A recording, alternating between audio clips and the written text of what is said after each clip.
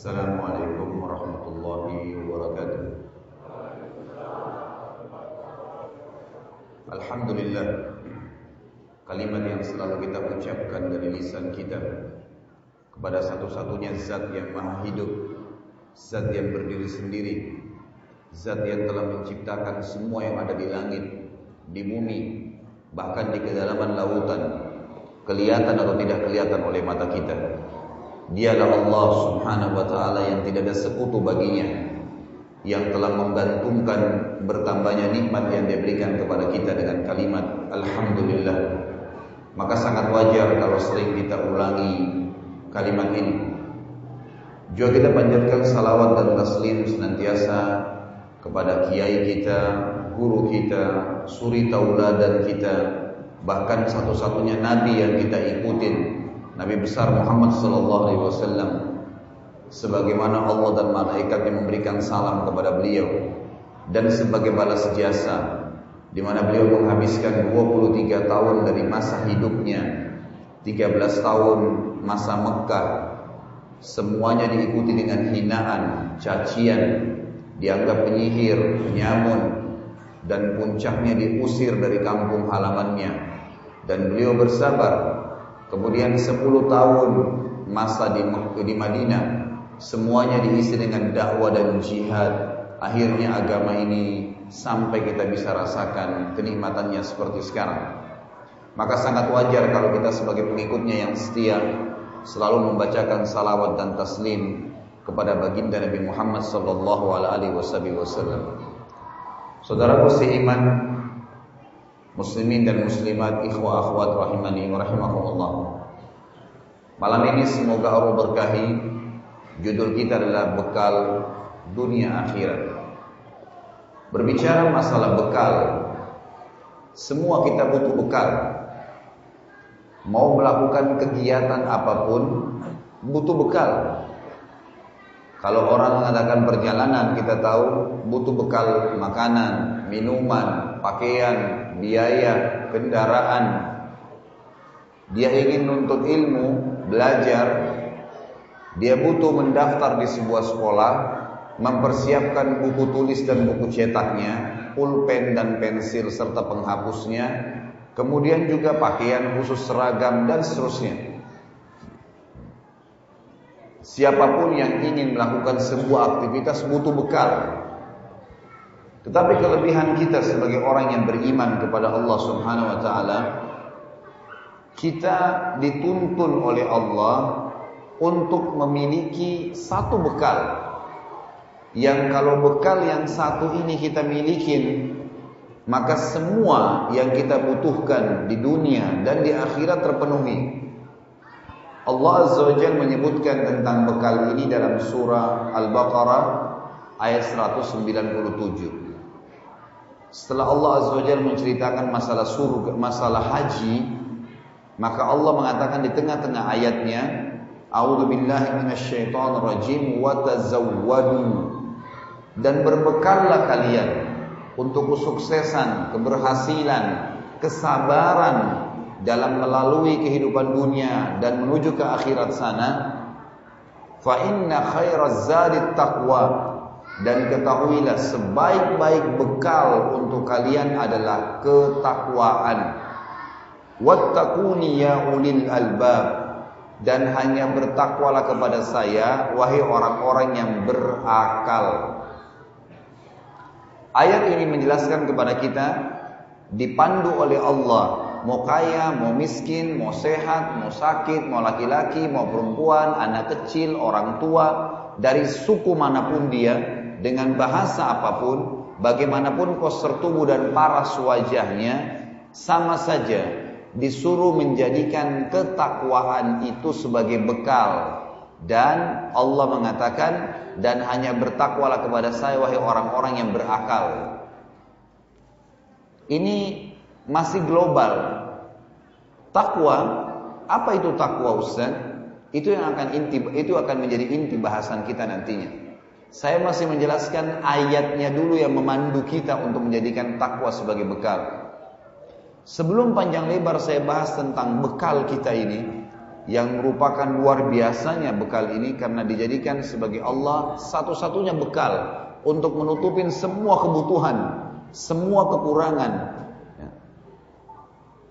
Allah Subhanahu wa taala juga mengajarkan kepada kita Bapak Ibu sekalian, kalau Bapak Ibu ingin rajin mengerjakan sebuah ibadah apa saja, ingin rajin sholat, ingin rajin puasa, ingin rajin mengaji, ingin rajin zikir, ingin rajin apa saja ibadah yang sudah diperintahkan, kalau ingin rajin dikerjakan, kita ambil contoh misalnya sholat malam, sholat tahajud. Bagaimana caranya supaya kita rajin mengerjakannya? Kita bisa istiqomah dan komitmen mengerjakannya? Maka jawabannya satu, cari tahu di dalam ibadah yang mau kita kerjakan itu janji Allah. Jadi kalau kita tanya langsung gini, kalau saya sholat saya dapat apa? Kalau saya puasa saya dapat apa? Kalau saya haji dan umroh saya dapat apa? Kalau saya bakti dengan orang tua saya dapat apa? Apa yang kita dapatkan dari ibadah yang sedang kita kerjakan? Ini bukan menuntut Allah, tapi Allah memang yang menjanjikan kepada kita semua itu. Kalau bahasa ceramahnya fadilah.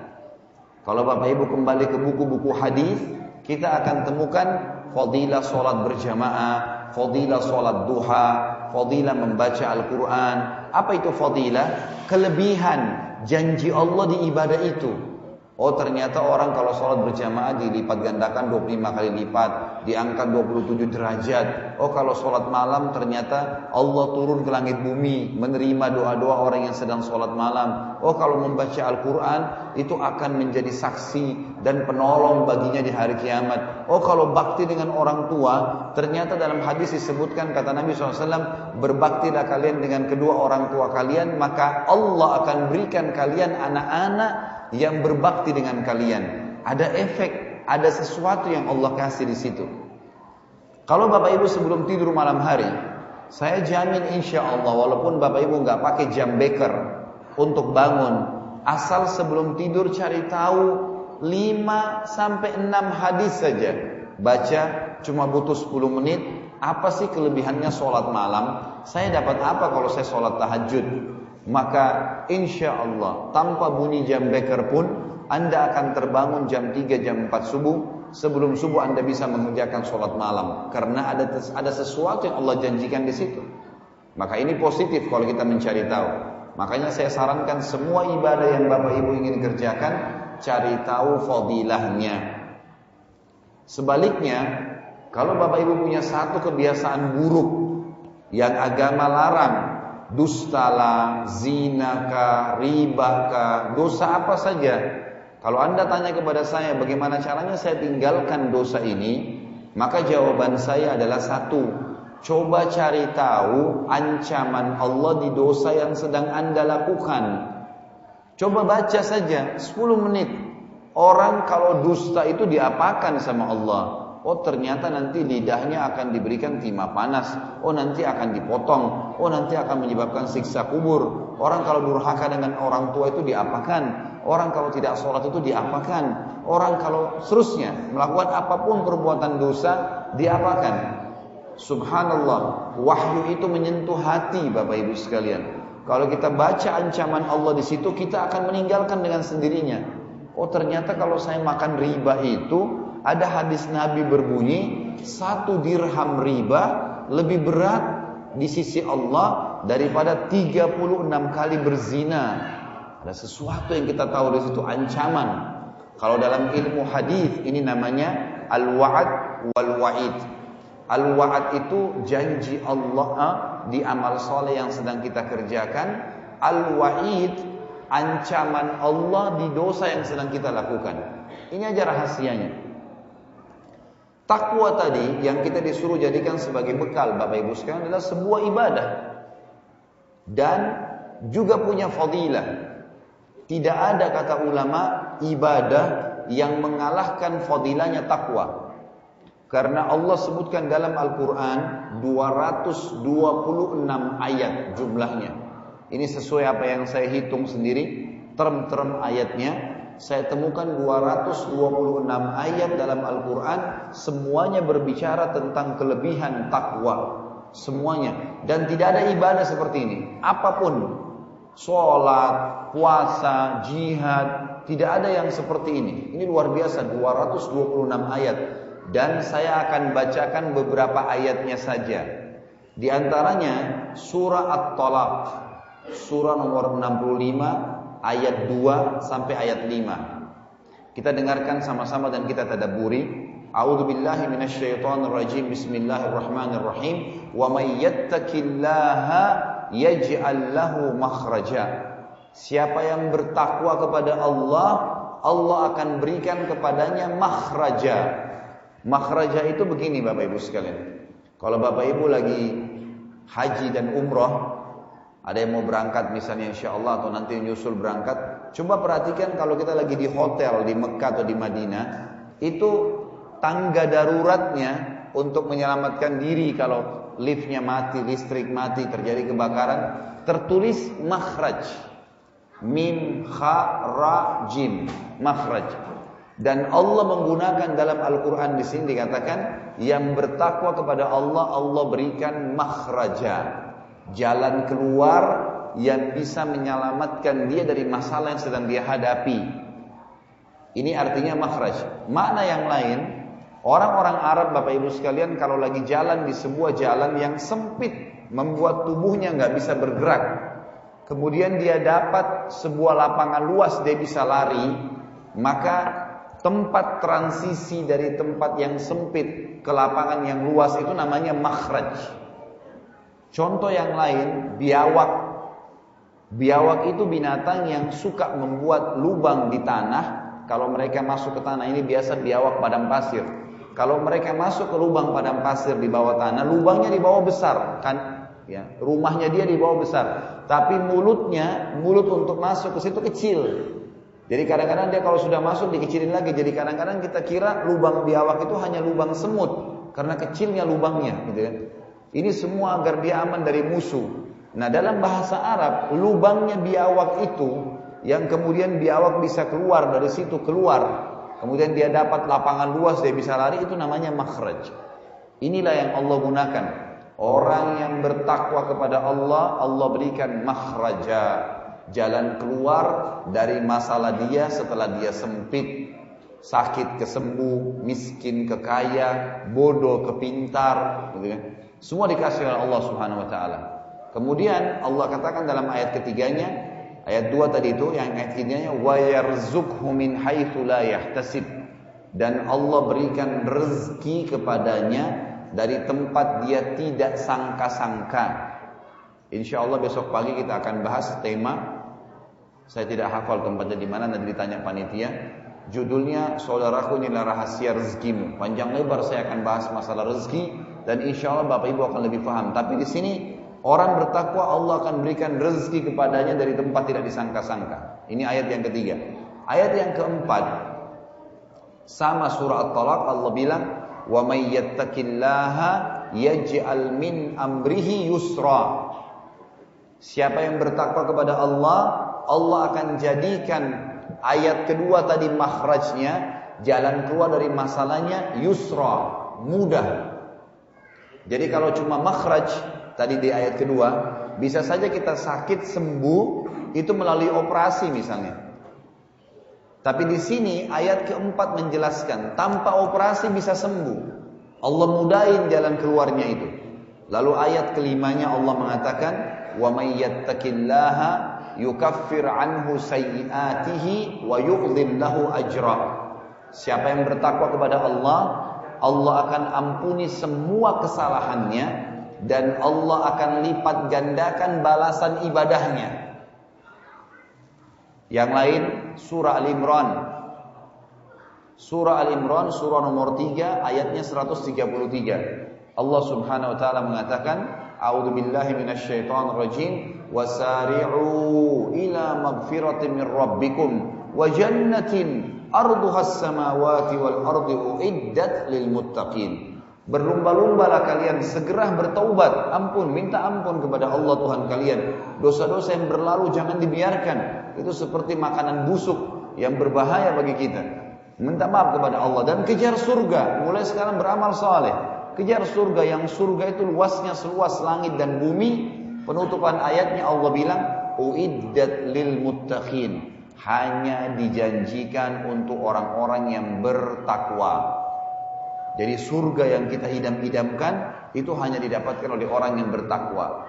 Dan ada banyak sekali ya, ayat-ayat Al-Quran, diantaranya ayat lain, innallaha ma'al ladzina taqaw wal ladzina hum muhsinun. Allah selalu memenuhi kebutuhan orang yang bertakwa dan orang yang berbuat baik. Dan saya katakan tadi ada 226 ayat berhubungan dengan masalah ini, saya tidak bahas semuanya.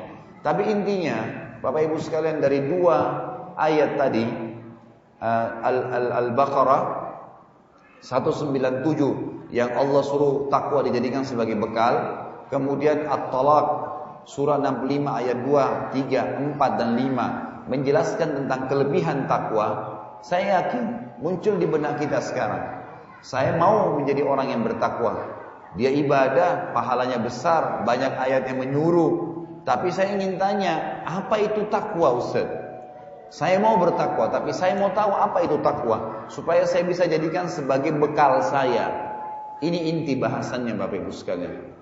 Ali bin Abi Thalib radhiyallahu anhu, sahabat Nabi yang mulia, pernah ditanya, wahai Ali, apa menurut Anda takwa itu? Kata Ali radhiyallahu anhu, dibagi 4 oleh beliau, at-taqwa al-khawfu minal jalil, artinya takut kepada Allah. Nanti saya jelaskan bagaimana takut kepada Allah sementara Allah tidak kelihatan dengan mata kita. Wal amalu bitanzil, lalu selalu beribadah, menyembah Allah sesuai dengan tuntunan wahyunya Al-Quran dan Sunnah. Wal amalu bitanzil, al-khawfu minal jalil wal amalu bitanzil war ridha bil qalil, lalu ridha terhadap apa yang Allah berikan walaupun sedikit di mata dia. Dan di sini nanti kita akan bicara tentang konsep syukur. Yang terakhir, yang keempat, wastidadu liyaumir rahil, istidadu liyaumir rahil, punya persiapan untuk menghadapi hari kematian nanti. 4 definisi inilah yang akan kita jabarkan insyaallah beberapa waktu ke depan. Dan saya minta jemaah sekalian dan teman-teman panitia, kalau azan Isya kita break sholat, mohon berikan saya waktu untuk menyelesaikan materi.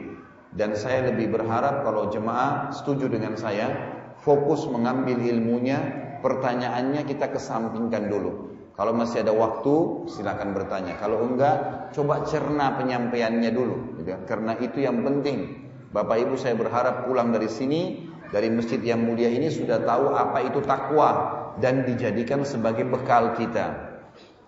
Potongan yang pertama, Bapak Ibu sekalian, al-khawfu minal jalil, takut kepada Allah. Pertanyaannya, bagaimana saya takut kepada Allah? Allah nggak kelihatan. Kalau harimau saya takut, wajar, harimau bisa menerkam saya lihat dengan mata saya. Bagaimana caranya memunculkan takut kepada Allah? Maka ulama akidah mengatakan melalui 2 pintu. Yang pertama, untuk takut kepada Allah, Bapak Ibu sekalian, kita harus memahami hakikat makna la ilaha illallah, la ma'budu bihaqqin illallah, yang berarti tidak ada Tuhan, pencipta, pemilik, penguasa, pemusnah, pengawas. Semua yang di langit yang kelihatan dengan mata kita tidak kelihatan, semua yang di bumi kelihatan dan tidak kelihatan, semua yang di kedalaman lautan dan kedalaman bumi kelihatan tidak kelihatan. Kata rahasianya la ilaha illallah, gak ada yang ciptain, gak ada yang milikin, gak ada yang fungsikan, gak ada yang nyiapkan kebutuhannya, dan tidak ada yang memusnahkan kecuali Allah. Ini makna hakikatnya. Kita harus paham dulu poin ini. Saya berikan contoh supaya lebih jelas, Bapak Ibu sekalian. Ada seorang tabi'in. Tabi'in ini generasi setelah sahabat. Seorang ulama tabi'in pernah mengadakan perjalanan perniagaan dari Baghdad, ibu kota Irak, ke Damaskus, ibu kota Syria. Zaman itu tidak ada penerangan kayak kita sekarang. Orang menggunakan cahaya matahari, bukan lagi obor, cahaya matahari. Karena mereka perjalanan jauh. Irak ke negeri Syam ini jauh. Bisa perjalanan sampai 3 hari, 4 hari dengan menunggangi kuda. Kalau jalan kaki bisa lebih dari seminggu. Waktu itu orang andalkan cahaya matahari. Kalau terbit matahari pagi, mereka jalan. Begitu tiba malam, maghrib, mereka nginep dulu, tunggu. Gelap, gak kelihatan apa-apa. Besok baru terbit matahari, baru jalan lagi. Begitu cara orang dulu jalan gitu. Orang ini Bapak Ibu sekalian, pas tiba maghrib, dia berada di tengah-tengah hutan. Berada di tengah-tengah hutan. Lagi gelap, maghrib gak kelihatan apa-apa. Gelap. Maka dia terpaksa nginap di situ. Dalam kisah sahihnya, dia nginap di situ. Waktu dia nginap, dia bilang tidak bisa kemana. Dia juga mau jalan, dia tidak tahu jalan, bisa kesasar, gelap, dan juga malam ini banyak binatang-binatang buas. Dia tinggal di situ. Kemudian dia seperti layaknya musafir, jamak sholatnya maghrib isya. Habis itu dia tidur, istirahat di awal malam. Kalau kita sekarang jam 11 malam, dia bangun, dia sholat tahajud. Ini dalam kisah dia. Setelah dia sholat 2 rakaat Bapak Ibu sekalian, setelah salam, dalam kisah ini diceritakan, dia bilang, tiba-tiba waktu saya ingin sholat rakaat yang selanjutnya, baru mau takbir, di depan mata saya ada harimau yang sudah membuka mulutnya, mengeluarkan suara seperti lagi kelaparan dan siap menerkam saya. Coba Bapak Ibu bayangkan kalau kita di posisi orang ini, di tengah hutan, sendirian, ada harimau di depan mata kita siap menerkam karena kelaparan. Perhatikan baik-baik apa yang terjadi Bapak Ibu sekalian. Dia bilang, waktu itu saya berpikir, kalau saya lari, tetap saya akan diserang oleh harimau ini. Dia lebih menguasai hutan dan dia lebih kuat daripada saya. Matanya lebih terang di malam hari. Lalu dia bilang, tiba-tiba pada saat itu terlintas dalam hati saya, mungkin ini karena berkah dia sholat malam tadi, Allah subhanahu wa ta'ala berikan dalam hatinya keimanan. Maka dia tiba-tiba bilang begini, wahai harimau, dia tunjuk harimau itu, kalau seandainya Allah, udah bukan jam 7. Baik, ini sebentar, satu ini. Dia bilang, kalau seandainya wahai harimau, kau diutus oleh Allah yang telah menciptakan saya dan kamu, maka untuk memakanku aku tidak akan melawan. Tetapi kalau seandainya engkau datang untuk memangsaku, tidak ada perintah dari Allah, maka aku akan minta kepada Allah yang menciptakan aku dan kamu untuk menghancurkanmu. Apa yang terjadi Bapak Ibu sekalian? Dalam kisah yang dikatakan harimau itu menundukkan pandangan matanya dari orang soleh ini dan meninggalkan, gak jadi dimakan. Apa pelajaran kita bisa ambil dari sini? Ternyata harimau yang buas pun ciptaannya Allah. Allah mampu menundukkannya. Dan apapun yang kelihatan tidak kelihatan, kalimatnya la ilaha illallah. Gak ada yang ciptakan kecuali Allah subhanahu wa ta'ala. Kita akan terus lanjutkan insyaAllah, tapi setelah nanti sholat isya. Subhanakallahumma bihamdika asyhadu an la ilaha illa anta astaghfiruka wa atubu ilaik.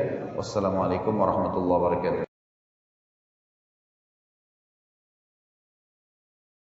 Masih di potongan yang pertama takwa, al-khaufu minal jalil, takut kepada Allah.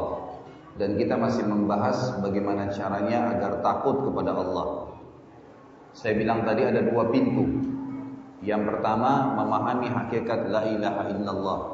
Fahamilah, renungilah, ikrarkan dengan pikiran kita, dengan lisan kita, yakini dengan hati kita, tidak ada Tuhan yang berhak disembah kecuali Allah. Enggak ada di langit, di bumi, dimanapun tidak ada. Dan contoh-contoh yang akan saya berikan nanti memberikan gambaran kepada kita tentang masalah itu. Seorang sahabat bernama Al-Ala radhiyallahu anhu, beliau pernah diutus oleh Rasulullah SAW dalam salah satu peperangan. Pada saat tiba di sebuah hutan yang lebat, maka sebelum pasukannya masuk melewati hutan tersebut, beliau sempat berkata kepada beberapa pimpinan perangnya, coba pantau, lihat keadaan hutan ini, layak nggak pasukan kita ngelewatin? Ternyata beberapa pimpinan Al-Ala radhiyallahu anhu ini memeriksa dan tidak ditemukan, maksudnya tidak ditemukan celah bisa lewat, penuh dengan binatang buas, hutannya terlalu lebat, susah untuk dilewatin. Maka mereka pun kembali kepada Al-Ala dan berkata, wahai pemimpin, amir, pemimpin perang, kami tidak melihat ada kesempatan peluang untuk masuk ke hutan ini. Kalau Anda paksakan, maka prajurit-prajurit Anda kemungkinan tidak ada yang bisa keluar sehingga bisa bertemu dengan musuh di medan perang. Karena ini penuh dengan binatang buas dan juga terlalu besar hutannya, kita nggak tahu jalan keluarnya. Maka kata Al-Ala radhiyallahu anhu, sabarlah, tunggu sebentar. Lalu beliau pun mendekati mulut hutan itu, seperti pintu masuknya kelihatan pohon-pohon besar, dan beliau mengangkat suaranya dengan keras yang memberikan pelajaran kepada kita semua, termasuk kepada prajurit-prajurit perangnya. Dia mengatakan, wahai penghuni hutan ini, kalian tahu kami adalah utusan Rasulullah sallallahu alaihi wasallam untuk berperang di jalan Allah, dan kalian tahu benar kalau kami dan kalian adalah ciptaannya Allah. Maka mudahkanlah jalan hutan ini agar pasukan Allah ini bisa lewat. Yang terjadi dikatakan dalam kisah ini, ikhwan dan akhwat, Bapak Ibu sekalian rahimani rahimakumullah, adalah tiba-tiba hewan-hewan yang ada di hutan itu, baik hewan yang buas ataupun yang biasa menjadi mangsanya, seperti singa berdekatan dengan rusa, berdekatan hewan-hewan semua yang tadinya saling memangsa satu sama yang lain, membentuk seperti sebuah pagar, membantu mereka keluar dari hutan itu. Dan tidak satu orang pun dari pasukan Al-Ala radhiyallahu anhu yang terbunuh, dikena atau diserang oleh binatang buas tersebut. Terbalik, mereka malah bisa keluar dari medan perang. Perhatikan apa yang membuat Al-Ala radhiyallahu anhu mengucapkan kalimat tadi. Karena dia sangat yakin Allah subhanahu wa ta'ala pencipta segala sesuatunya. Perhatikan kisah yang lain. Amr bin As radhiyallahu anhu, sahabat Nabi yang mulia. Kita ambil kisah-kisah klasik, kisah-kisah lama nih. Amr bin As radhiyallahu anhu ini pernah menjadi pimpinan perang menembus Mesir di zaman Umar bin Khattab dan berhasil Mesir ditaklukkan. Waktu beliau ditunjuk jadi gubernur di Mesir oleh Umar bin Khattab, tiba-tiba sungai Nil yang ada di Mesir yang merupakan sumber hidupnya masyarakat Mesir itu kering, habis airnya, nggak ada airnya. Ini bukan kemarau yang panas sekali sehingga bisa hilang sama sekali airnya, dan bukan juga ada sesuatu yang menyebabkan itu, misalnya dibuatkan saluran menuju ke lautan misalnya, nggak ada, hilang tiba-tiba. Lalu Amr bin As bertanya kepada beberapa orang masyarakat Mesir yang baru masuk Islam pada saat itu, menjadi orang-orang dekatnya Amr bin As. Beliau bertanya, ada apa sebenarnya? Kenapa begini sungai Nil? Kata orang-orang Mesir yang baru masuk Islam yang mu'allaf, setiap tahun terjadi begini wahai gubernur, amir, setiap tahun begini nih, pasti sungai Nil airnya hilang. Lalu kata Amr bin As, apa yang kalian lakukan? Mereka bilang, kami melempar tumbal ke sungai itu. Lempar kambing atau sapi atau anak gadis, hidup-hidup dilempar. Dan tiba-tiba begitu jatuh karena tinggi dari tebing mulutnya sungai ke dasar itu, mati di situ. Begitu mati tertumpah darahnya, airnya keluar kembali. Kata Amr bin As radhiyallahu anhu, ini tidak ada dalam Islam. Saya akan lapor kepada Amir Mukminin Raja Umar bin Khattab, kirim surat ke Madinah. Ya Amir Mukminin, begini kejadiannya. Apa kata Umar bin Khattab? Membalas surat Amr bin As, wahai Amr bin As, saya mengirim surat kepada Nil, sungai Nilnya. Surat saya ke sungai Nil, bacakan kepada Nil itu. Apa yang tertulis saudaraku?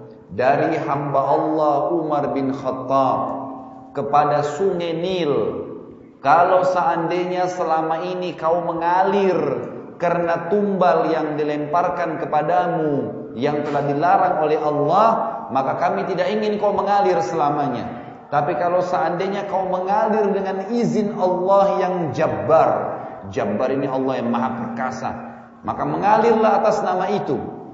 Tiba-tiba Amr bin As memperlihatkan kepada masyarakat Mesir, membaca surat Umar dengan keras di sungai Nil. Seperti itu, tiba-tiba air sungai Nil keluar. Dan sampai hari ini Bapak Ibu sekalian tidak pernah sungai Nil turun airnya lagi, sudah nggak pernah. Ternyata itu permainan syaitan-syaitan yang berusaha untuk menyesatkan manusia. Lihat bagaimana orang-orang yang meyakini Tuhan Allah Subhanahu wa taala satu, dan memang semua ini, air, tumbuh-tumbuhan, manusia, batu, jin, malaikat, apa saja yang kelihatan dan tidak kelihatan, tidak ada penciptanya kecuali Allah. Ini kata kuncinya, saudaraku. Kalau muncul ini, maka kita akan yakin semua selain Allah adalah makhluk. Berarti kalau ada Tuhannya, kayak tadi kasus orang yang tidak takut sama harimau. Sungai Nil yang turun airnya oleh Umar bin Khattab disuruh mengalir atas nama Allah. Kita lihat tadi Al-Ala menyuruh hewan-hewan di hutan menunjukkan jalan atas nama Allah, ditunjukkan oleh hewan-hewan tersebut jalan. Dan tidak ada satupun yang diserang. Kalau kita yakin dengan kalimat ini, saudaraku, kita tidak akan pernah takut kecuali kepada Allah. Syaitan, siapa syaitan ini Bapak Ibu sekalian? Kita perlu tahu, ada golongan jin dan manusia. Manusia ini ada 3 golongan. Ada yang beriman, insya Allah kita termasuk dalamnya. Beriman, patuh sama Allah dan mengikuti Rasulnya Muhammad SAW.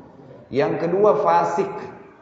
Fasik, kalau Bapak Ibu dapat ayat Al-Quran bunyinya fasik, fasikin, gitu kan? In ja'akum fasikum binaba'in. Kalau datang orang-orang fasik, fasik ini muslim tapi masih berbuat dosa, itu namanya fasik. Ya. Jadi dia sholat atau dia tidak sholat, mungkin dia sholat tapi dia masih berzina, dia masih berjudi. Ini fasik namanya. Ada kafir yang ketiga. Nah ini golongan manusia. Golongan jin juga sama. Ada jin yang mukmin. Ini jin mukmin dinamakan jin. Yang kedua ada jin yang fasik, muslim tapi bobrok, masih buat dosa seperti manusia. Dan yang ketiga jin kafir. Nah jin fasik dan jin kafir ini, itu dalam agama kita namanya syaitan. Namanya syaitan. Jadi tidak semua jin itu syaitan, ya. Karena ada jin yang mukmin. Jin mukmin tidak dikatakan syaitan. Mereka tidak akan pernah ganggu manusia, tidak akan interaksi, tidak ngomong, tidak nikah, tidak apa-apa semuanya.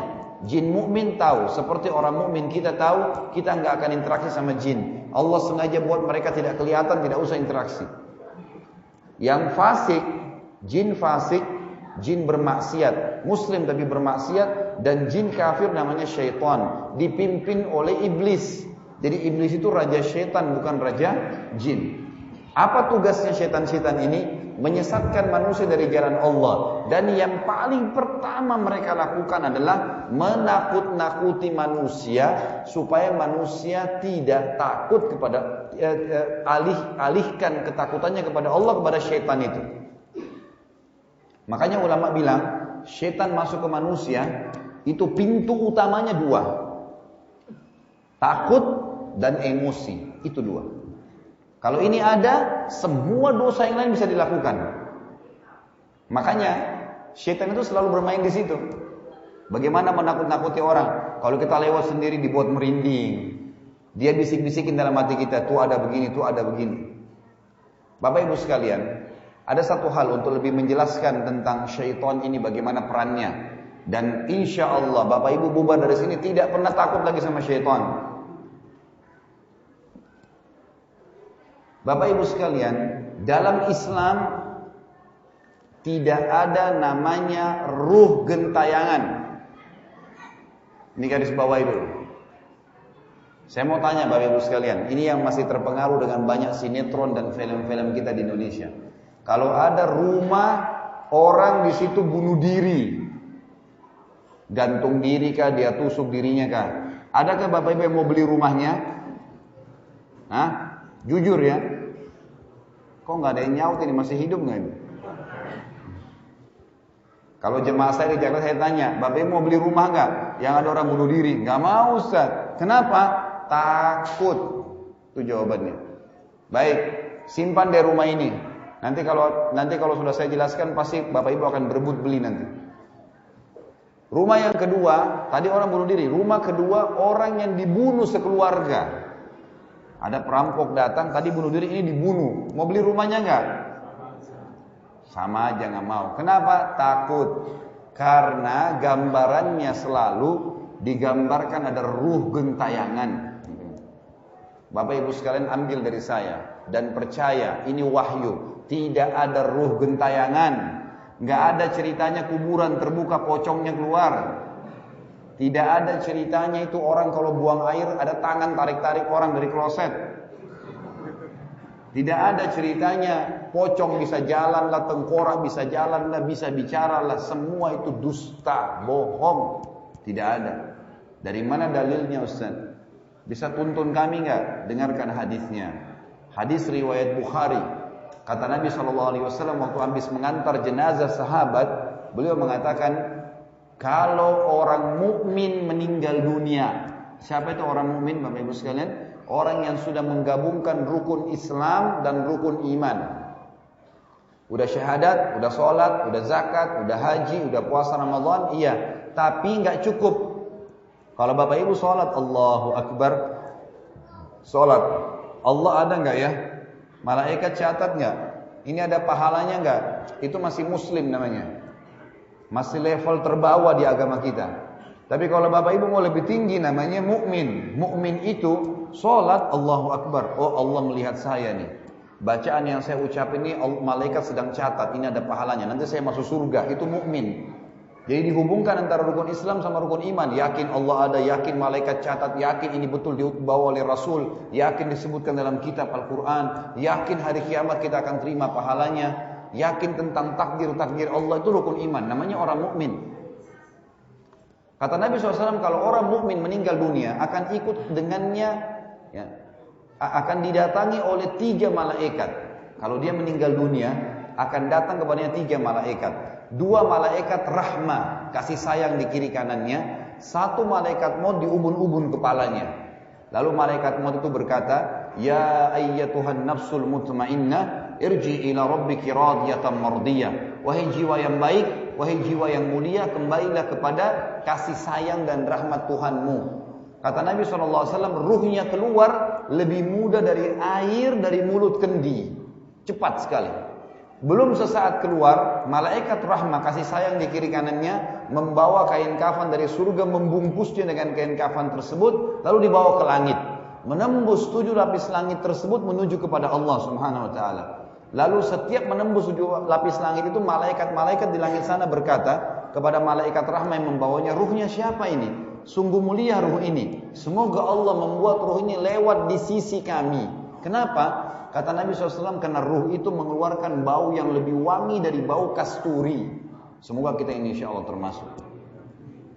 Bapak Ibu sekalian, lalu kemudian bawalah ruh tersebut sampai ke atas. Kata Nabi SAW, lalu terdengar suara Allah berkata, catatkan hambaku ini termasuk penghuni surga. Kembalikan dia di dunia karena di sana saya ciptakan, di sana pula saya akan bangkitkan. Diantar ruhnya kembali ke kuburan bersamaan dengan jasadnya diantar oleh kerabatnya. Begitu dimasukkan oleh kerabatnya, ditutup. 3 langkah mereka pulang. Kata Nabi SAW, si mayit ruh ini masih dengar suara kaki sendal mereka. 3 langkah. Selebihnya sudah nggak dengar lagi. Lalu datang kepadanya malaikat Munkar dan Nakir mendudukkan dia. Lalu bertanya, siapa Tuhanmu, siapa Nabimu, apa kitabmu? Karena dia orang beriman. Kata Nabi SAW, Nabi membaca ayat, Yuthabbitullahu alladhina amanu bil qawli tsabiti fil hayati dunya wa fil akhirah. Allah akan kekalkan di lisannya orang-orang yang beriman jawaban untuk menjawab pertanyaan-pertanyaan baik di dunia maupun di akhirat. Di dunia misal, kalau kita ditanya kenapa kamu sholat, kenapa kamu puasa, kita kalau belajar bisa punya jawaban.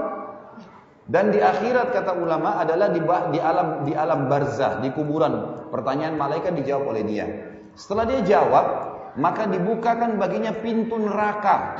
Siksaan, azab, orang dicincang, orang dibakar, teriak-teriakan. Orang ini yang mati ini kaget. Kata malaikat, lihatlah dari apa Allah selamatkan dirimu. Karena kau beriman, kau beramal soleh, gak jadi masuk sini. Ditutup, dibuka pintu surga. Dayang-dayang, permadani, perhiasan, segala macam. Ini tempat kau sekarang. Maka kata Nabi SAW, si mayit ini berdoa mengatakan, Ya Allah, cepatkanlah waktu karena aku ingin masuk ke dalam surgaku. Lalu datang di sebelahnya Bapak Ibu sekalian orang yang tampangnya bagus, bajunya bersih, badannya wangi. Saking luar biasanya sempurnanya orang ini, sampai si mayit bilang, siapa kamu ini? Sungguh sempurna ciptaan Allah pada dirimu. Maka dia bilang, saya amal solehmu, sholat, puasa, ini hadir di majelis ilmu seperti ini. Ya, semua itu yang akan menemani kau sampai hari kiamat. Maka kemudian terdengar suara dari langit, Allah berkata, luaskan kuburan hambaku ini seluas pandangan matanya, dan jadikan kuburannya taman dari taman surga, terbentang selalu jalan menuju ke surga tiap hari dilihat. Maka bahagialah orang tersebut. Kalau orang fasik, orang yang masih bermaksiat, tidak sempat taubat sebelum meninggal walaupun muslim, sama orang kafir, hati-hati. Metode cara matinya sama. Kata Nabi SAW, kalau orang fasik atau orang kafir akan datang kepada mereka 3 sosok malaikat. 1 malaikat maut di ubun-ubun kepalanya, dan 2 malaikat azab penyiksa di kiri kanannya. Yang malaikat azab ini membawa kain kafan dari neraka. Lalu malaikat maut di ubun-ubun kepalanya berkata, wahai jiwa yang busuk, keluarlah kepada kemurkaan Tuhanmu. Maka ruhnya, kata Nabi SAW, berantakan di tubuhnya, enggak mau keluar, ketakutan. Lalu Allah berfirman dalam surah Al-Anfal, walau tara idh yatawaffal ladina kafarul malaikatu yadribuna wujuhahum wa adbarahum wa dhuqu adzabal hariq. Kalau kalian lihat bagaimana dahsyatnya para malaikat mencabut ruhnya orang fasik dan orang kafir, menghantam wajah mereka dan bokong mereka dengan keras, dan dikatakan kepada mereka, rasakanlah panasnya api neraka.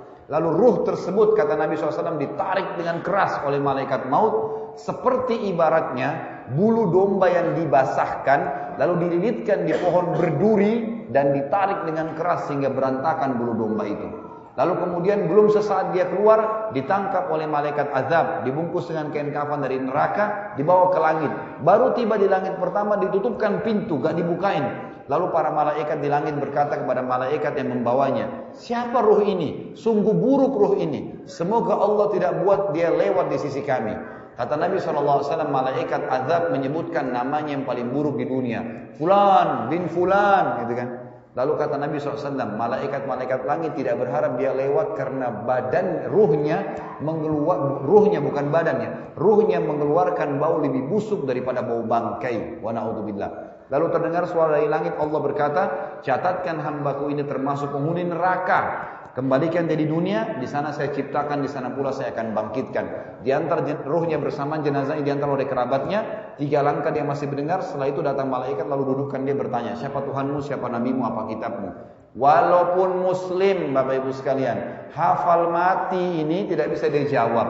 Kata Nabi SAW, walaupun dia muslim ini fasik, siapa Tuhanmu, siapa nabimu, apa kitabmu, dia mengatakan, innama aqulu kama kana yaqulun nas. Saya enggak tahu, saya cuma ikut-ikut dulu orang bilang apa. Lalu dibukakan baginya pintu surga, dayang-dayang, permadani, istana, makanan, pakaian yang mewah. Kagum dia, kata malaikat, lihat, kamu haramkan dirimu dari apa? Kamu bisa masuk sini dulu, tapi kamu sendiri yang tidak buat. Kamu tidak mau sholat, kamu enggak mau puasa, enggak mau ibadah, buat maksiat nih. Tutup sekarang. Dibuka pintu neraka, azab, orang teriak-teriak, siksaan, orang dicincang, dipukul, dimacam-macam. Kan gitu. Jadi dia ketakutan. Kata malaikat, ini tempat kau sekarang dan tidak bisa kamu lari dari di situ. Maka dia berdoa berkata, ya Allah, jangan cepatkan waktu karena aku tidak ingin masuk ke nerakaku. Lalu datang di sebelahnya orang yang tampangnya buruk, bawa badannya tidak baik, bajunya kotor, menakutkan. Sampai ruh ini berkata, siapa kamu ini? Pergi dari saya. Sungguh buruk ciptaan Allah pada dirimu. Maka dia berkata, saya amal burukmu, zinahmu, ribamu, judimu, segala durhaka dengan orang tua yang akan menemani kau sampai hari kiamat. Maka pada saat itu kata Nabi SAW, Allah pun mengutus kepadanya malaikat, yang malaikat ini tidak punya pendengaran dan penglihatan. Allahu alam bagaimana, tapi begitu hadisnya dalam riwayat Bukhari. Lalu kemudian malaikat tersebut membawa sebuah besi, yang besi itu kalau seluruh jin dan seluruh manusia dua-duanya bersatu untuk membalik saja besi itu, mereka tidak akan mampu. Dihantamkan kepada orang ini, kemudian hancur badannya, diutuhkan kembali, begitu terus sampai hari kiamat. Riwayat yang lain menjelaskan, dinding kuburannya akan menjepit tulang rusuknya sampai seperti ini. Dikembalikan, begitu terus sampai hari kiamat. Kata para ulama hadis, digabungkan kedua azab, dipukul, dijepit, dikembalikan, dipukul, dijepit, dikembalikan, sampai begitu. Maka kata Nabi SAW, jadilah kuburannya lubang dari lubang neraka. Inilah hadis yang menjelaskan tentang keadaan orang yang sudah mati, Bapak Ibu sekalian. Tarik ke contoh tadi, kalau rumah orang yang bunuh diri dosa enggak? Dosa besar atau dosa kecil? Dosa besar. berarti orang yang bunuh diri tadi itu sedang disiksa di kuburannya. Nggak ada waktu gentayangan ganggu orang. Ini garis bawah ini, nggak ada itu. Jadi dia sedang disiksa di kuburan. Sementara orang yang sekeluarga tadi dibunuh oleh perampok, kalau dia orang muslim berarti dia mati syahid karena membela kehormatannya.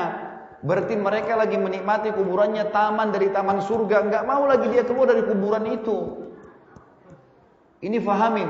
Berarti kalau kita membeli rumah orang yang bunuh diri atau orang yang dibunuh sekeluarga itu tidak ada masalah sama sekali. Tapi Ustadz, ada pertanyaan kecil. Saya waktu beli rumah, saya dengar suara bayi nangis di belakang rumah saya.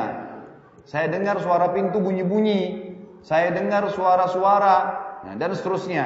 Itu dari mana? Ini saya bongkar kedoknya nih. Ini kalau ada setan di sini marah sama saya, tapi saya nggak peduli.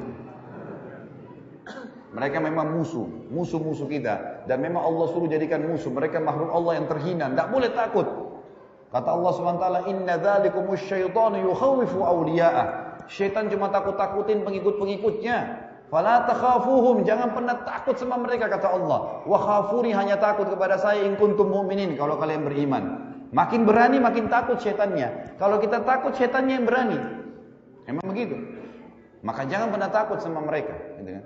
Bapak Ibu sekalian, suara yang kita dengar itu permainan syaitan di sekitar rumah itu. Kalau ada orang bunuh diri di satu rumah, pagar rumahnya 10 meter, kalau kita lewat di depan pagar itu 10 meter, langkah pertama, langkah kedua, semua syaitan di situ kerumunin kita. Dan mereka hanya bisa membisikkan, mengatakan, tuh, yang bunuh diri itu gantung diri perempuan, rambutnya panjang, matanya belalak, keluar darah dari hidungnya. Kalau kita takut, maka kalau kita balik ke sana, kita lihat benar tuh. Itu permainan syaitan di penglihatan kita karena kita takut. Sebagian ulama mengatakan energi takut kita kalau keluar diserap sama syaitan, dia bisa menjelma seperti apa yang kita bayangkan. Kalau orang bayangkan nenek-nenek yang dilihat sama dia, kuda kepalanya manusia. Tapi kalau kita jalan dengan seorang teman tidak takut, kita tanya, kamu lihat nggak? Pasti dia bilang tidak. Karena yang lihat hanya orang yang takut saja. Ini poin penting.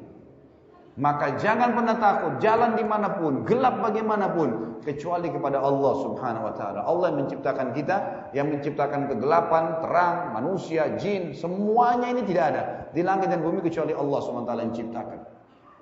Ini kata kunci rahasianya Bapak Ibu sekalian. Jadi jangan pernah takut kecuali kepada Allah. Pahami makna ini. Yang kedua, untuk takut kepada Allah, yakinlah semua yang Allah perintahkan dalam syariatnya pasti baik buat kehidupan kita.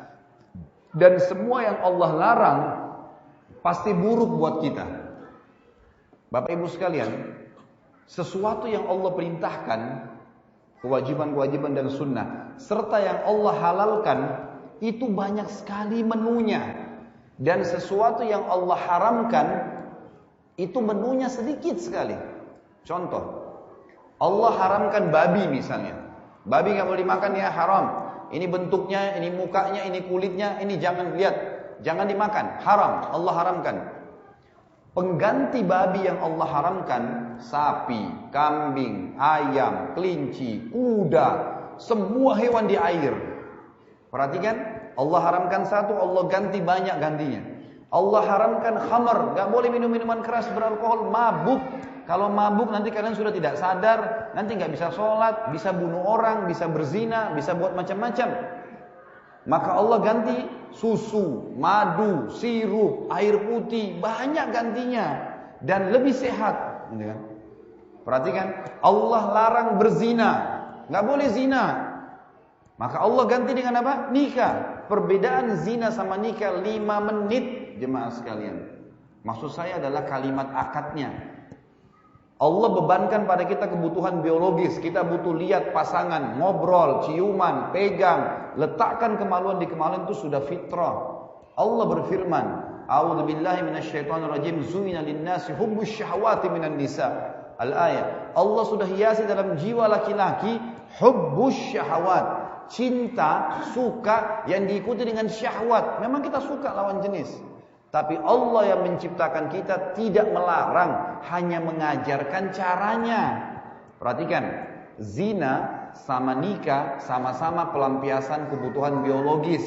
tapi zina cara yang haram. Orang yang berzina pasti ketakutan. Orang yang berzina begitu pasangannya hamil, dua-duanya malu, keluarganya malu, nama sukunya juga rusak, dan anak yang lahir gak jelas statusnya.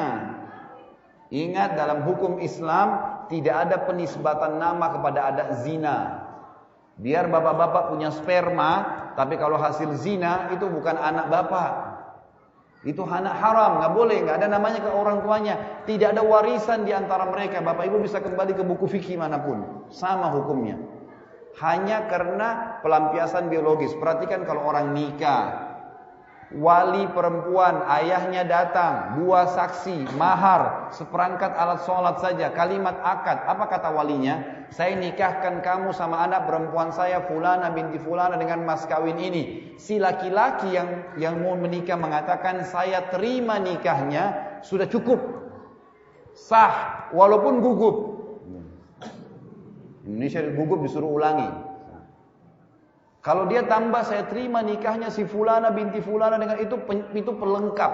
Kalau dia bilang saya terima nikahnya sudah sah, karena walinya sudah sebutkan nama anaknya, maharnya, sudah selesai sebenarnya. Itu pelengkap, sudah sunnah. Wajibnya saya terima nikahnya. Perhatikan, setelah mereka akad nikah, semua orang tahu mereka akan hubungan badan. Kalau istrinya hamil, apa yang terjadi? Dua-duanya senang, keluarganya senang, namanya harum di masyarakat. Dan juga pada saat melakukan biologis tidak takut-takut. Ini istrinya, nggak ada yang ditakutin sama dia, nggak takut hamil, nggak takut apa. Dan waktu anaknya lahir, anaknya anak sah, dinisbahkan kepada si ayah, ada hukum warisan di antara mereka. Bedanya sederhana, 5 menit saya nikahkan, saya terima nikahnya. Kita nggak bicara gedungnya nih. Ini gedungnya nanti tambahan, tapi ini yang disunnahkan oleh Nabi SAW. Perhatikan, halal dan haram itu efeknya, itu perbedaannya. Jadi yang halal banyak, yang haram sedikit. Dan efeknya, kalau kita berbuat yang baik perintah Allah, itu efeknya balasannya besar. Kalau kita berbuat yang haram, efeknya, efek jerahnya, hukumannya berat. Seperti misal, ada orang bersedekah dengan 1 juta rupiah, masjid lagi diperbaikin, dia nyumbang. Allah nanti tidak ganti dia dengan 1 juta, Bapak Ibu sekalian. Allah akan ganti dia dengan 100 juta. Bapak Ibu bisa sholat 2 rakaat. 2 rakaat ini cukup Allah balas dengan 1 bulan kita sembuh dari penyakit. Efek daripada ibadah besar. Perhatikan hadis Nabi SAW tentang sholat duha dalam hadis Bukhari. Di dalam tubuh manusia ada 360 sendi, yang kalau setiap harinya manusia harus bersedekah sebagai tanda syukur kepada Allah untuk 360 sendi itu. Dan 2 rakaat sholat duha, 2 rakaat sholat duha menutupi sedekah untuk 360 sendi itu. Perhatikan, 2 rakaat sholat duha bersedekah untuk 360 sendi. Hadis Muslim, siapa yang berpuasa 1 hari di jalan Allah, 1 hari, Allah jauhkan dia dari api neraka sejauh 70 tahun. Sehari ibadah, 70 tahun selamat. Nah, Lailatul Qadar, sekali ucapkan subhanallah Lailatul Qadar sama dengan ucapkan subhanallah 1000 bulan, 83 tahun plus 4 bulan. Itu efeknya. Kalau buat dosa, mencuri 1 juta, Bapak Ibu sekalian, efek jerahnya besar. Allah nanti nggak hilangkan dompet kita dengan duit 1 juta, tapi Allah buat dia sakit, dia biayai sakitnya 100 juta. Itu bahayanya dosa dan haram, jangan dikerjakan. Yakinlah semua apa yang Allah perintahkan baik, semua apa yang Allah larang itu juga baik. Itu baik untuk tidak dikerjakan. Kalau dikerjakan maka berbahaya. Saya ingin bercerita sedikit, mudah-mudahan waktunya ada insyaallah. Hukum Islam misalnya, banyak orang Islam belum paham. Kenapa pencuri dipotong tangannya? Kenapa orang kalau membunuh dipenggal lehernya? Kejam ya, kesannya kayak terlalu sadis. Bapak Ibu, saya tinggal di Saudi 7 tahun, dari SMA sampai S1, dan saya tahu sendiri malam Jumat di Saudi kalau ada kisos, ada orang yang mencuri dipotong tangannya, atau ada orang membunuh dipenggal lehernya, itu diiklanin malam Jumat. Si Fulan bin Fulan mencuri di toko emas ini, di rumah orang ini. Ceritanya dia masuk, dia pecahin pintunya, dia masuk, diambil emasnya, diketangkap sama polisi, kronologisnya. Membunuh, dia tusuk, dia pukul, dia ini, dia itu. Besok kena kisos, kena hukuman. Maka yang terjadi apa? Hari Jumat, habis sholat Jumat, saya pernah hadir sendiri salah satunya. Itu kita ke sebelah masjid ada lapangan luas, yang sudah ditunjuk. Di situ nanti ada 3 mobil. Ada mobil penjara yang membawa si penjahat ini, ada mobil pengadilan yang akan membuat laporan ke raja kalau sudah selesai kisosnya, dan ada mobil ambulan dari rumah sakit yang akan merawat dia. Kalau habis dipotong tangannya, dirawat. Yang terjadi jemaah sekalian, di sekitar lapangan itu ada polisi pagar betis, kami berdiri di belakangnya. Tangan orang mencuri ditaruh, lalu kemudian dipotong tangannya. Setelah dipotong tangannya, digantung tangannya selama 3 hari. Kira-kira kalau ada pencuri lewat lihat itu, masih mau mencuri nggak? Ini hikmahnya ya. 1 orang dipotong tangannya, 10.000 orang berhenti mencuri. Di Saudi sampai sekarang mobil mewah di pinggir jalan tidak ada yang berani sentuh sampai berdebu-debu. Patahin spionnya, cabut peleknya, tangan hilang. Di Jakarta Bapak Ibu sekalian, kalau mobil mewah di titik-titik tertentu di lampu merah, ada orang naik motor dipatahin spionnya. Orangnya tahu, masih ada nyala mobilnya di lampu merah. Karena beraninya, tangkap tuh, potong tangannya. Tapi bukan individu ya, pemerintah yang lakukan ini. Kalau orang dipenggal kepalanya lebih mulia lagi. Allah mengatakan walakum fil qisasi hayatun ya ulil albab. Dalam kisos itu hukum-hukum Allah, ada kemakmuran kehidupan kalian. Kalau orang yang membunuh diceritakan kayak tadi kronologisnya, lalu didatangkan, cuma bedanya dipakaikan kain hitam kepalanya, lalu diikat tangannya, didudukkan. Algojo yang akan memotong kepalanya itu mengambil 3 langkah dari dia. Di sebelah kanannya algojo itu ada walinya orang yang dibunuh. Keluarganya orang yang dibunuh, ayahnya kah, saudaranya kah, suaminya kah, di sana, tapi laki-laki, duduk di sana, maksimal 3 orang. Algojo ini waktu melangkah Bapak Ibu sekalian, yang pertama dia balik ke walinya orang yang dibunuh.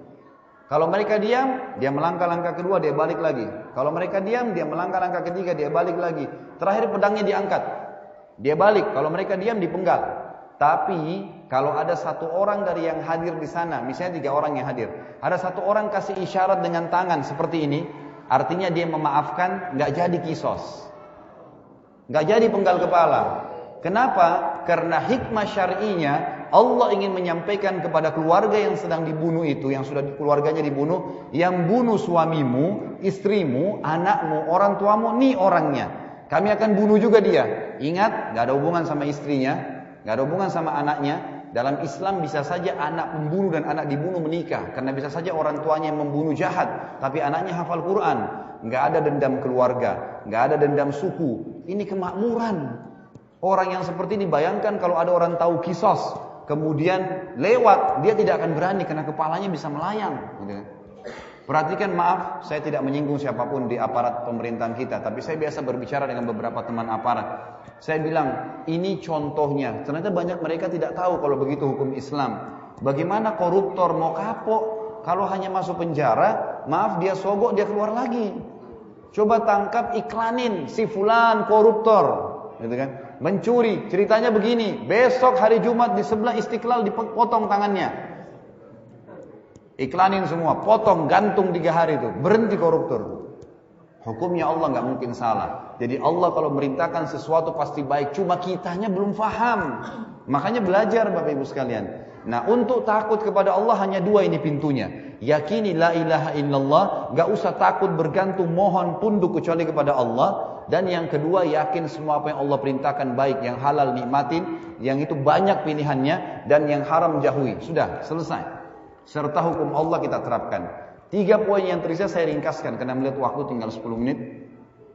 3 poin yang tersisa dari potongan takwa. Yang pertama, takut kepada Allah sudah saya jelaskan. Yang kedua, al-amalu bitanzil, beribadah sesuai dengan wahyu. Ibadah itu artinya semua perkataan, perbuatan, ya, dan niat di dalam hati yang ditujukan karena dan untuk Allah, itu namanya ibadah. Apa saja, sholat, puasa, segala macam-macamnya, tapi yang jelas definisinya semua perkataan, perbuatan, niat yang tertuju karena dan untuk Allah, itu ibadah. Nah, ibadah ini supaya Allah terima harus ngikutin buku panduannya. Bapak Ibu kalau mau nyalain alat elektronik, kalau belum paham, baca buku panduannya itu tahu. Oh, di sini colokannya, oh ini powernya, oh ini untuk tabnya, oh ini untuk DVD-nya. Kita jadi ngerti, baca bukunya. Nah, buku panduan ibadah ada Al-Quran dan Sunnah. ikutin Al-Quran, Allah berfirman, Rasulullah SAW contohkan, dan jangan yang lainnya. Karena ini Allah sudah turunkan untuk diikutin, gitu kan? Kata Nabi SAW, taraktu fikum amran ma'in tamassaktu bihima lan tadillu abada kitabullahi wa sunnati. Saya tinggalkan untuk kalian, kata Nabi SAW, 2 perkara. Pegang teguh padanya. Kalau kalian pegang teguh, kalian tidak akan pernah sesat selamanya, tidak akan salah. Kitabullah, Al-Quran wa sunnati. Siapapun yang bicara di depan anda, saudaraku, kiai, habib, ustadz, dai, apalah gelar mereka, maka kalau mereka berbicara dan mereka mengatakan Allah berfirman di surah ini, Rasulullah SAW bersabda begini, terima. Tapi kalau ini pendapat saya, ini pendapat guru saya, saran saya jangan didengar. Karena agama ini bukan pendapat, wahyu. Ada Al-Quran dan Sunnah. Bapak Ibu tahu indahnya wahyu itu. Semua yang syahadat, orang bule di Amerika dan di Eropa, orang Arab Jazirah Arab, orang Melayu di Asia Tenggara, orang hitam di Afrika, sholatnya sama. Sama, puasanya sama. Yang haram di Amerika, haram di Indonesia. Yang halal Jazirah Arab, halal juga di Indonesia. Semua berlaku. Nggak ada bedanya. Itu indahnya kalau wahyu, kita punya standarisasi. Kita kalau masuk sholat di Masjid Haram, satu saf sama semua tuh. Takbirnya sama, baca Al-Fatihahnya sama. Karena kita punya standar, mau suku apapun. Itulah keindahannya Islam. Jadi ibadah harus ngikutin wahyu. Yang ketiga, ar-ridha bil qalil. Ridha terhadap apa yang Allah berikan walaupun sedikit di mata dia.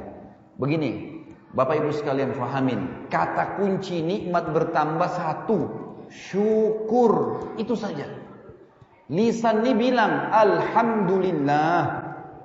Masalahnya kita mau bersyukur Bapak Ibu sekalian kalau yang di depan mata kita anggap nikmat. Misal, ada orang targetnya mau punya mobil. Allah masih baru kasih motor. Dia inginnya mobil. Motor ini gak pernah disyukuri.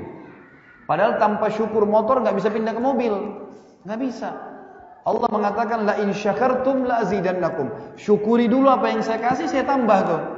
Wala in kafartum inna adzabi lasyadid. Kalau kalian pungkiri, azabku pedih. Bapak Ibu dari kecil makan, Masya Allah, yang asam, yang pedas, yang asin, semuanya makan. Gak ada masalah. Tapi gak pernah lisannya bilang Alhamdulillah. Allah uji, kasih penyakit mah. Gak bisa lagi makan pedas. Siapa suruh gak bersyukur. Lehernya selalu enak, sehat, gak pernah bilang Alhamdulillah. Di Indonesia ini kita suka salah-salahin orang lain.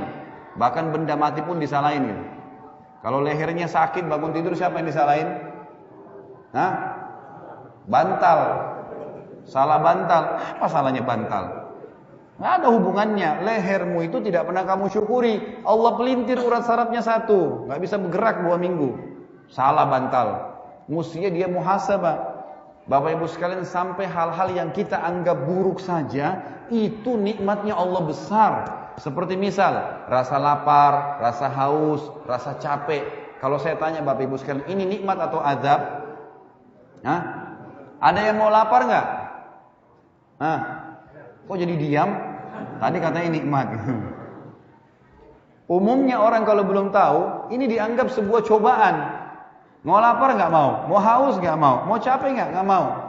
Padahal Bapak Ibu sekalian, lapar, haus dan capek nikmatnya Allah yang tidak terhingga. Karena kalau tidak lapar nggak enak kita makan. Coba kalau sudah kenyang, dihidangkan lagi ayam bakar, kambing segala sudah nggak bisa makan. Tapi kalau lapar, itu nasi sama tempe sama sambal nikmatnya luar biasa. Lapar itu sebuah nikmat. Pernah nggak kita bilang Alhamdulillah saya lapar? Yang ada, aduh lapar. Haus, aduh haus. Padahal haus itu penyebab kita jadi enak minum. Coba kalau lagi tidak haus, nggak enak minumnya.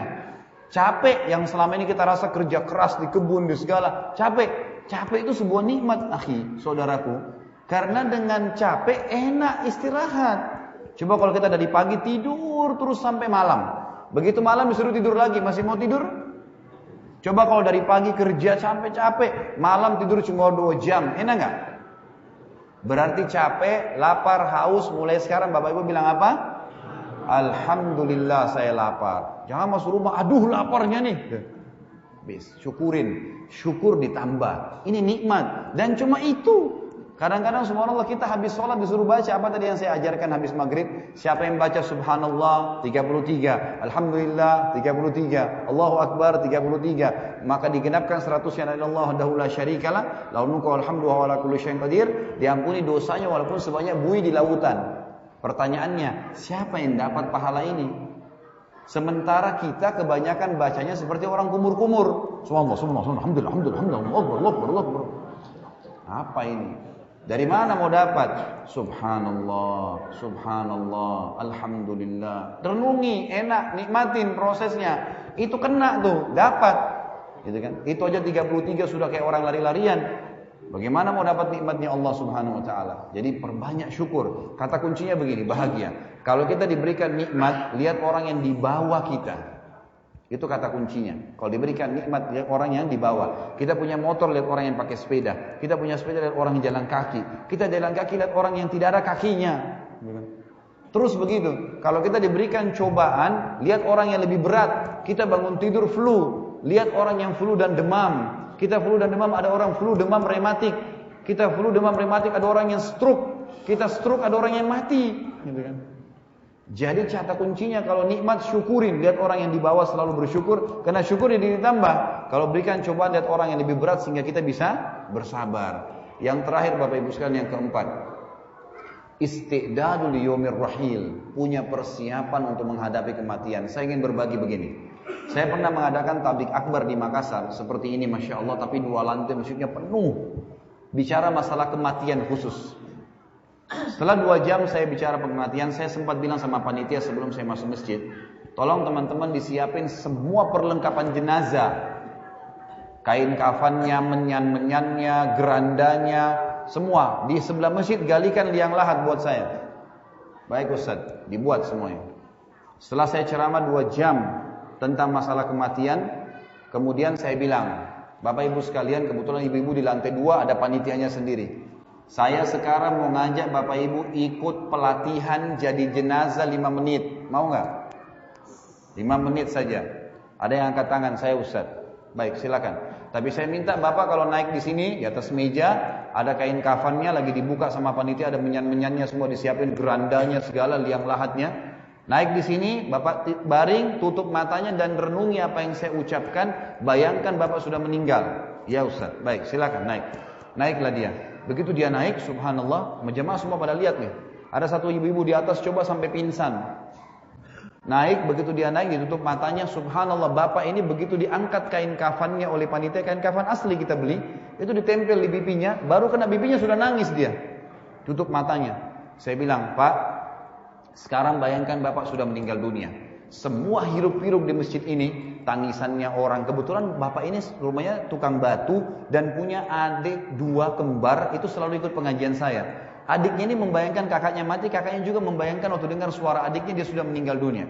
Jadi mereka saling nangis, jemaah banyak nangis di masjid ini. Saya bilang, Pak, suruh hiruk-pikuk suara tangisan di masjid ini, suara tangisan adik Anda, kemudian suara orang yang tertawa, mungkin ada orang jalan, ini semuanya adalah suara di rumah Anda pada saat Anda meninggal. Tapi Anda nggak bisa protes mengatakan jangan ribut, udah nggak bisa lagi.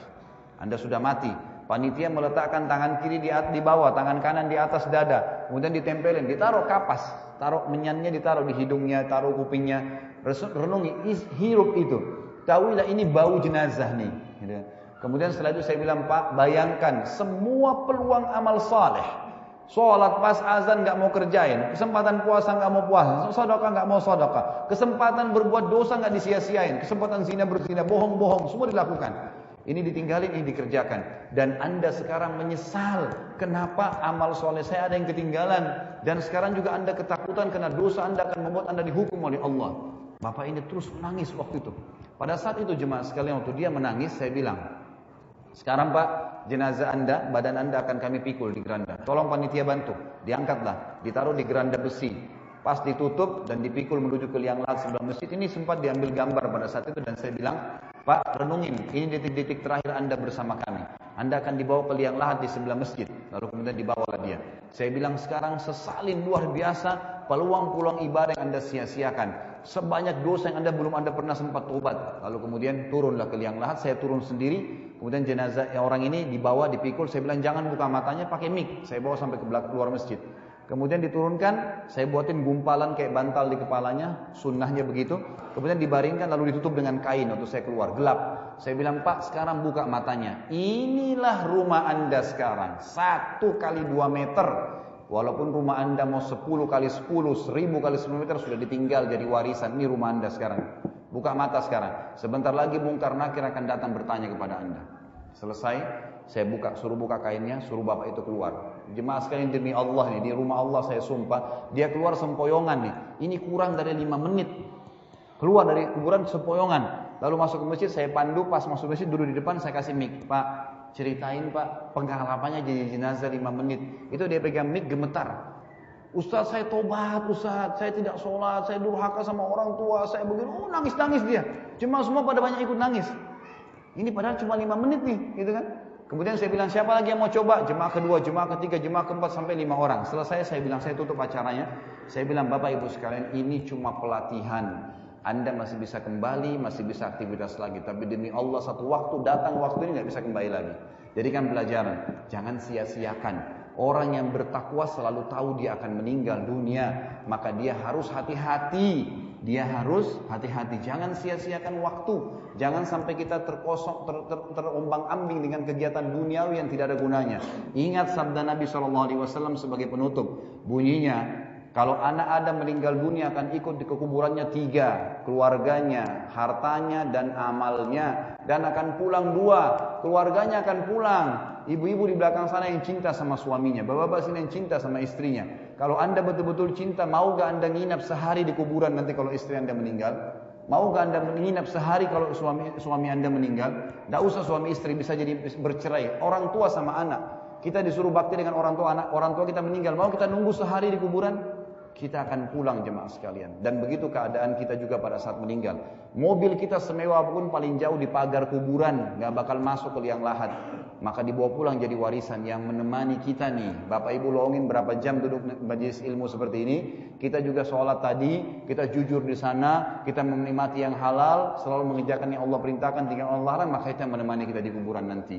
Jangan terpengaruh dengan dunia yang sebentar. Semua pujian orang dan hinaan orang jemaah sekalian hanya sepanjang lidahnya dia. Kamu hebat ya, kamu gagah ya, kamu pintar ya, kamu kaya ya, atau dia hina, kamu bodoh, kamu begini. Hanya sepanjang lidahnya, nggak usah peduliin. Tetap aktivitas positif, nggak usah peduli orang. Kalau kita nggak lakukan, nggak usah peduli. Itu penting. Dan kalimat penutup saya tutup dengan ini. Mohon maaf lebih 5 menit. Dunia Bapak Ibu sekalian, isinya hanya kemasan dan kiasan. Apa bedanya antara orang makan di daun pisang dengan orang makan dengan piring emas? Bedanya apa? Kemasannya. Tujuannya sama saja makan. Orang yang tidur di emperan jalan tidak pakai lapis apapun di atas batu, dan orang yang tidur di ranjang mewah ratusan juta pakai AC, bedanya kemasannya. Tujuannya sama, tidur. Makan yang kita makan bermacam-macam, warna merah, warna hijau, warna hitam, warna macam-macam makanan dengan beragam rasanya, itu hanya kemasannya. Kalau sudah masuk lewatin lidah kita, ukuran 1 jari saja ini ke tenggorokan. Kalau kita sudah makan tadi rawon, makan sayur asam, makan tempe, makan tahu, makan ayam, itu hanya di luar. Begitu masuk di tenggorokan, Bapak Ibu masih bisa bedain mana ayam, mana sambal, mana nasi. Udah nggak bisa. Artinya makan apapun yang penting halal, bismillah. Itu sebentar aja. Jangan jadikan sebagai tujuan. Makanya kata Nabi SAW, saya dan dunia ini hanya seperti seorang musafir yang kebetulan lagi penat, mampir di bawah pohon, kemudian hilang penat saya akan kembali menujukan perjalanan saya. Maka Bapak Ibu sekalian bertakwalah kepada Allah Subhanahu wa taala, hanya takut dan bergantung kepadanya, beribadah yang benar, ikuti panduan Al-Qur'an dan Sunnah, belajar dari para ulama-ulama dan dai kita, syukuri selalu nikmat dan sabari musibah, dan ingat mati jadikan sebagai pegangan sehingga kita hati-hati tidak melanggar hukum Allah dan semangat dalam beribadah, maka insya Allah kita termasuk orang yang memiliki bekal yang terbaik. Mungkin begitu, mudah-mudahan apa yang kita bahas malam ini bermanfaat. Semoga seluruh muslimin yang masih sakit disembuhkan penyakitnya. Semoga semua yang terlilit hutang dilunasi hutangnya.